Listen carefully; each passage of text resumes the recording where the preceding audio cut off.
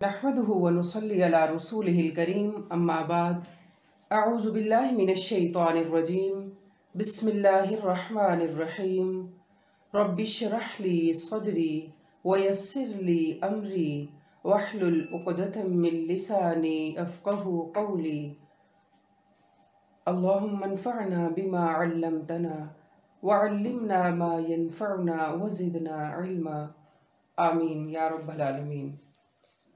अस्सलामु अलैकुम व रहमतुल्लाहि व बरकातुहू। वालेकुम अस्सलाम व रहमतुल्लाहि व बरकातुहू। क्या हाल है आप सबके? अल्हम्दुलिल्लाह। अल्हम्दुलिल्लाह। ज़ुबान की हिफाजत।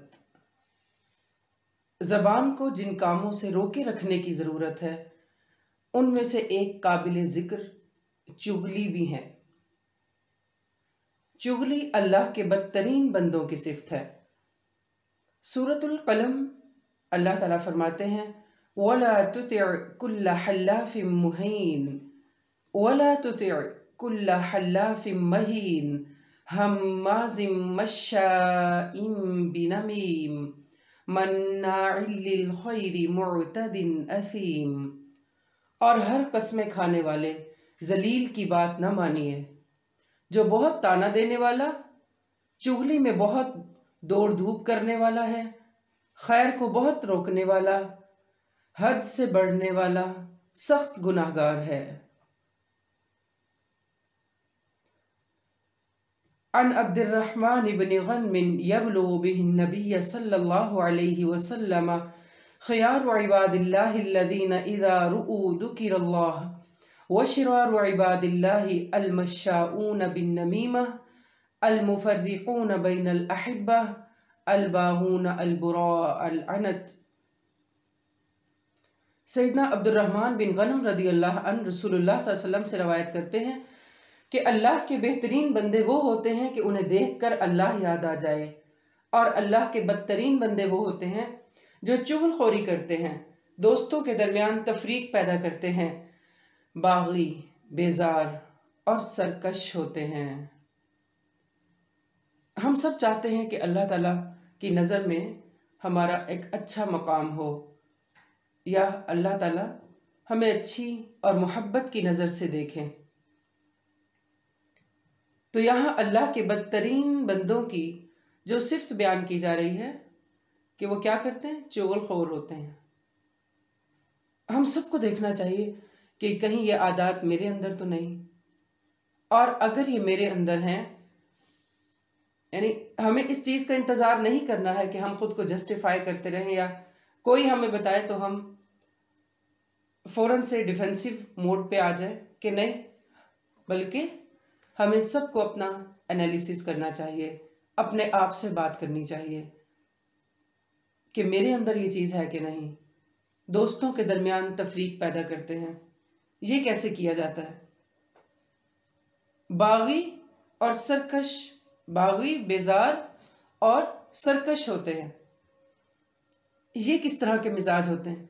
किसी के साथ बना के न रखना, हर वक्त बेजार रहना, हर चीज़ में, हर काम, हर बंदे के अंदर से नुक्स निकालना।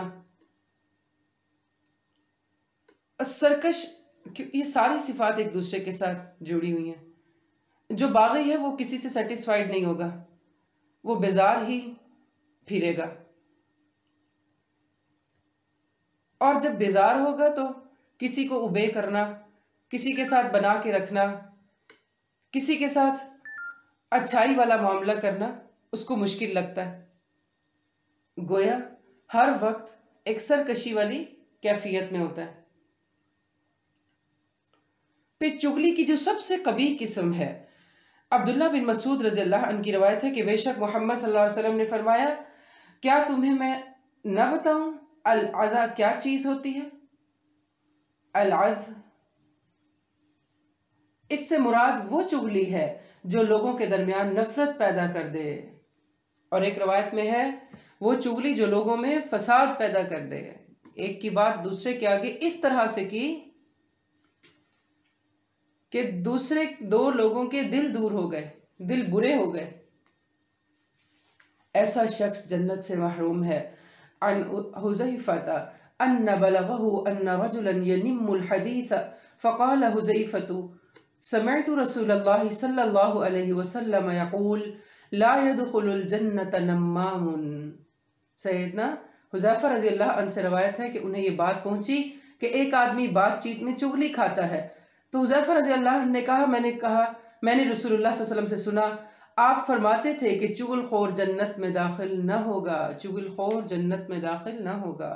یعنی ہو سکتا ہے کہ بہت ساری نیکیاں یا کام ایسے کیے ہوں جو جنت میں لے جانے والے ہوں اور چغلی سامنے آ کے کھڑی ہو جائے اور جنت کی راہ کو یا جنت کے دروازے کو بند کرنے کا سبب بن جائے. تو ہم سب کو چاہیے کہ ہم اپنی زبان کے استعمال کے معاملے میں محتاط رویہ اپنائیں، اس کو خیر پہ کھولیں. پھر آبرو ریزی.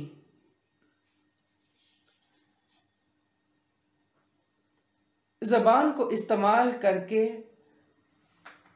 یا زبان کے غلط استعمال میں جو چیزیں شامل ہیں ان میں مسلمانوں کا ایک دوسرے کا احترام نہ کرنا اور زبان سے ڈیگریڈ کرنا،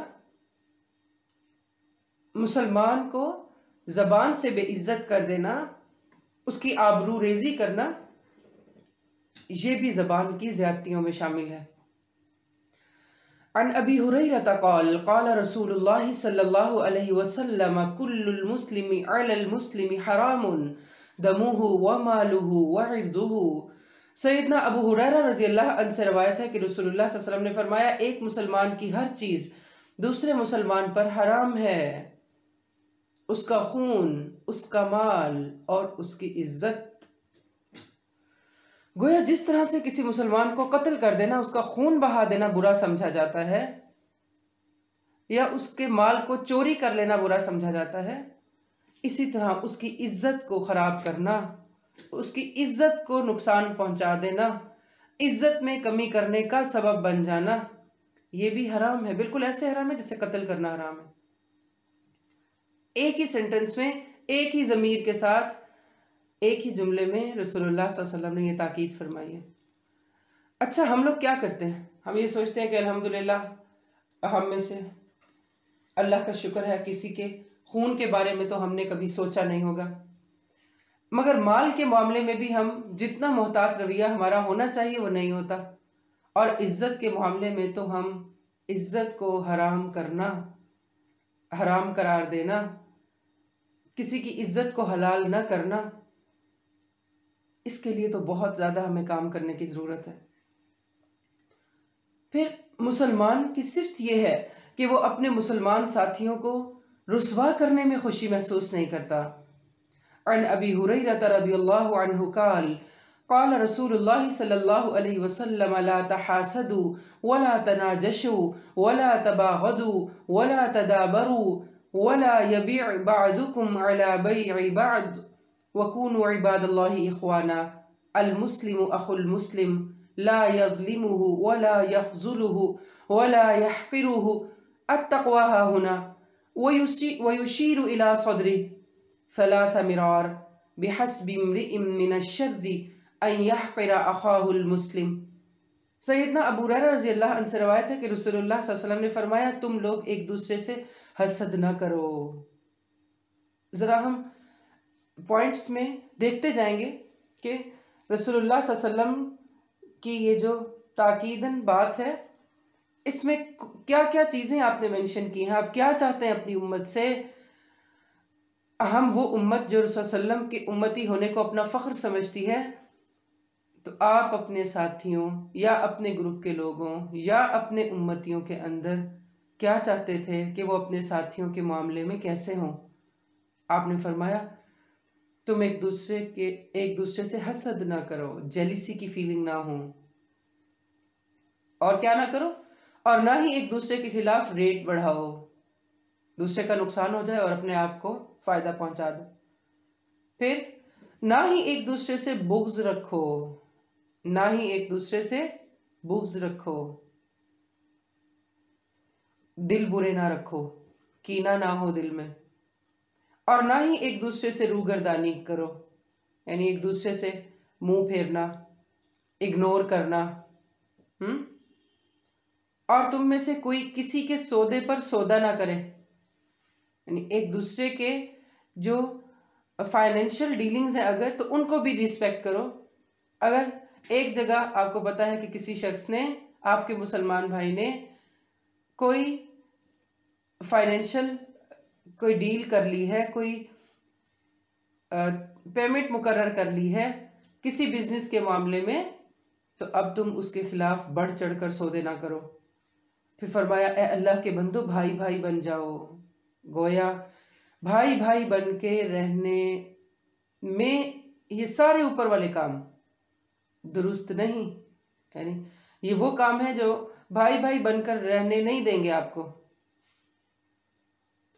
اگر کوئی شخص حسد کرے گا یا دوسرے کے خلاف ریٹ بڑھائے گا یا بغض ہوگا اس کے سینے میں یا اسے اگنور کرے گا،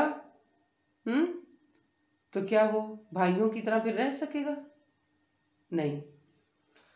پھر مسلمان مسلمان کا بھائی ہے، آپ نے فرمایا مسلمان مسلمان کا بھائی ہے، وہ نہ اس پر ظلم کرتا ہے نہ اسے ذلیل کرتا ہے، یعنی جیسے اپنے بھائی پر آپ ظلم کرنے کا نہیں سوچ سکتے،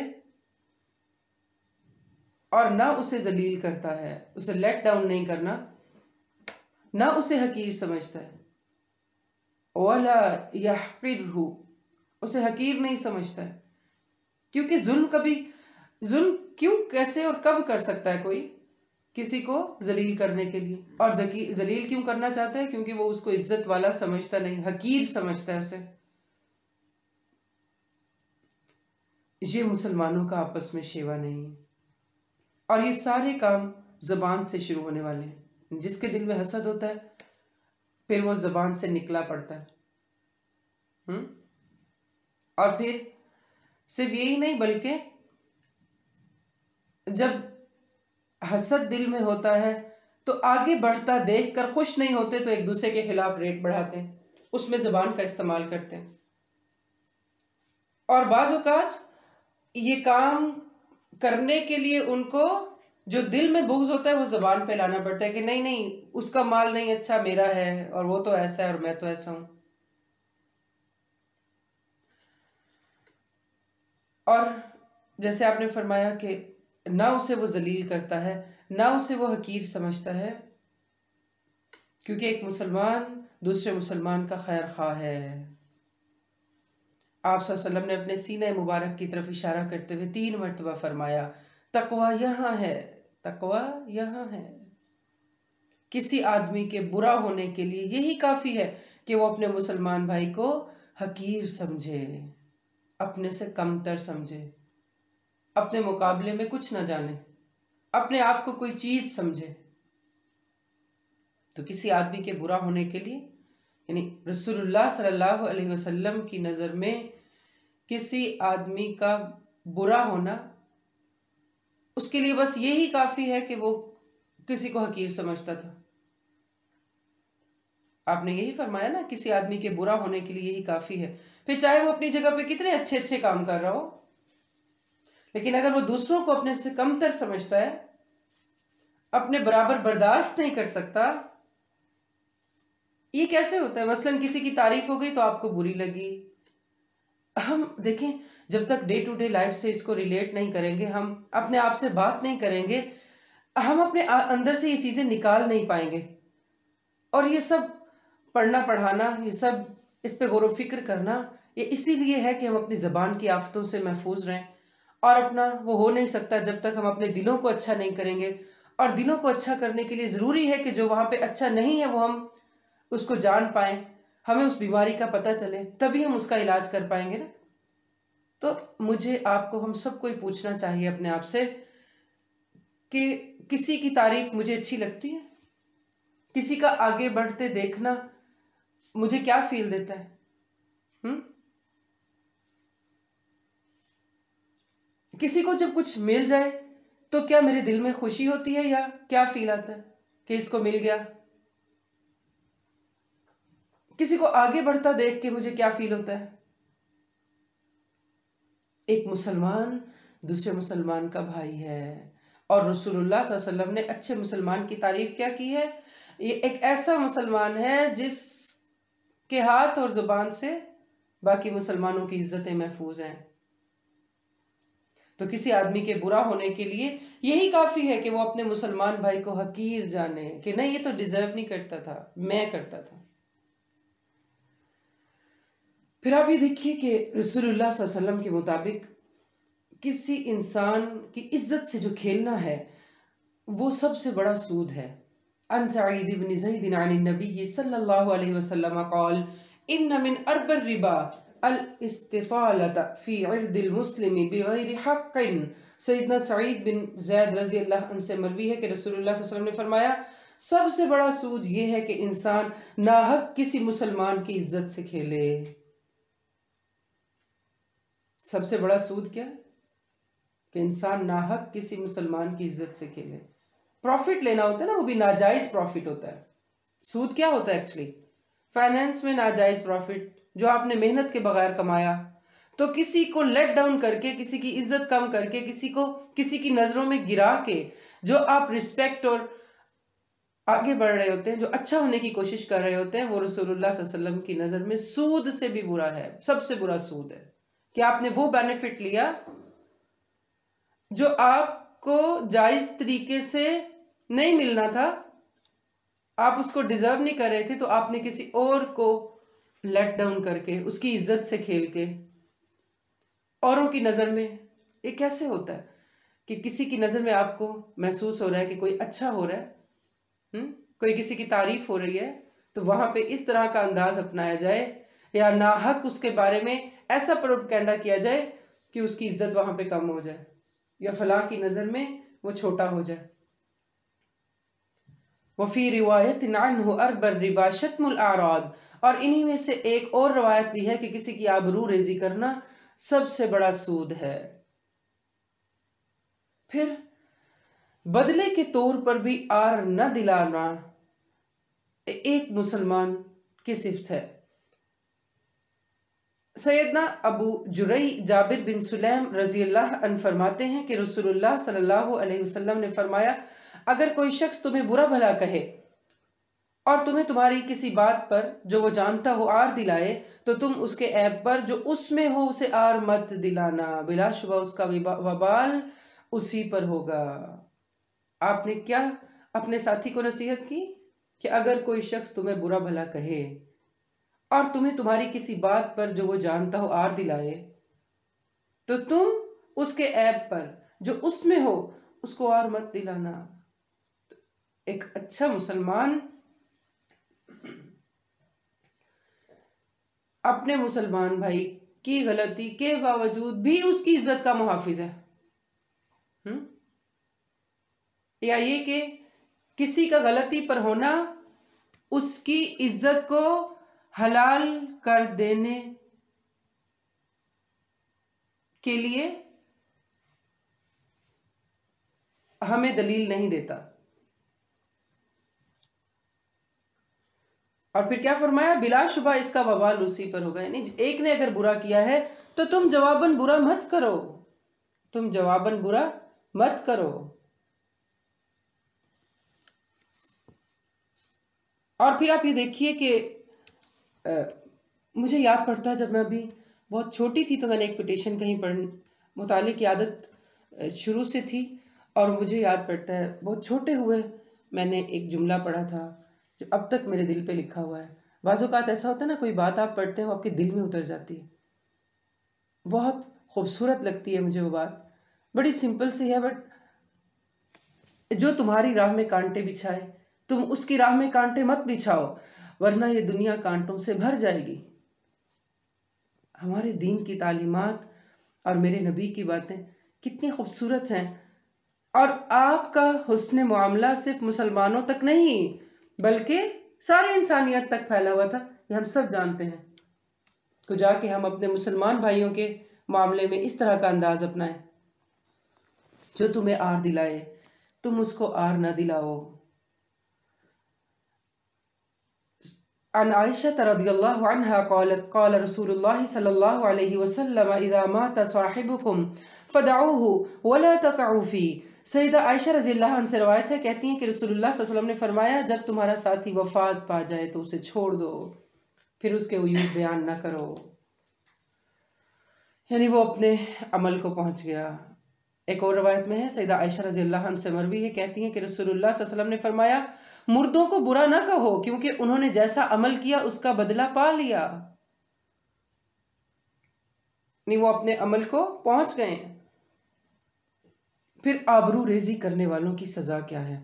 سیدنا انس بن مالک رضی اللہ عنہ سے روایت ہے، رسول اللہ صلی اللہ علیہ وسلم نے فرمایا جب مجھے میرے رب عز و جل نے معراج عطا کی تو اس رات میں ایک قوم پر گزرا، ان کے ناخن تانبے کے تھے اور وہ ان ناخنوں سے اپنے چہرے اور اپنے سینے کھرچ رہے تھے.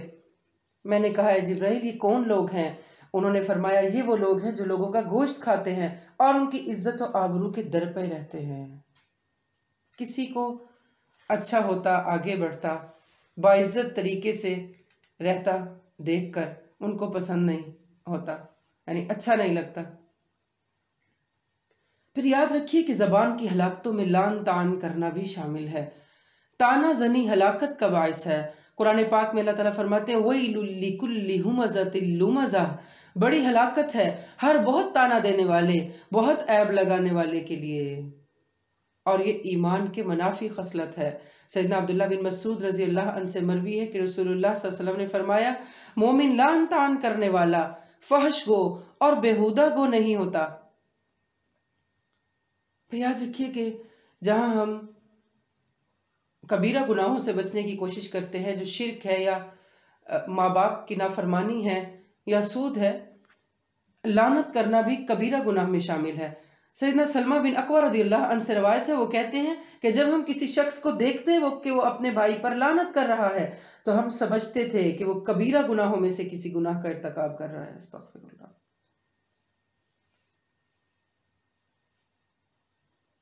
مومن پر لعنت کرنا اس کے قتل کی طرح ہی ہے.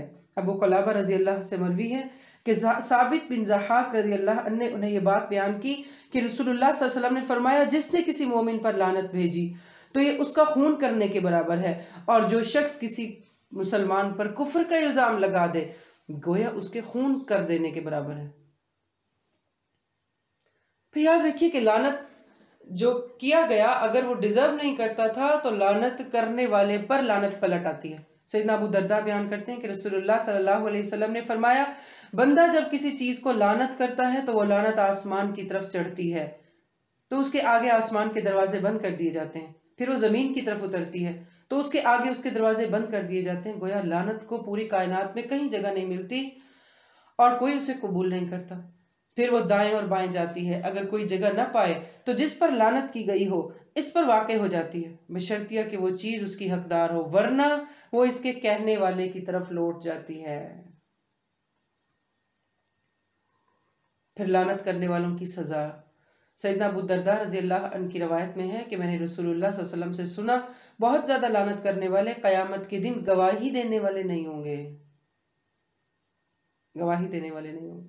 اس کا مطلب کیا ہے کہ بعض ایسے اعمال جو آپ کو یہاں تک پہنچا دے کہ آپ اللہ کے حضور کسی کے حق میں گواہی دینے کے قابل بھی ٹھہر جائیں، اور دوسری طرف بہت زیادہ لعنت کرانا آپ کا مشغول رہا یا آپ کی عادت رہی، تو گویا یہ عادت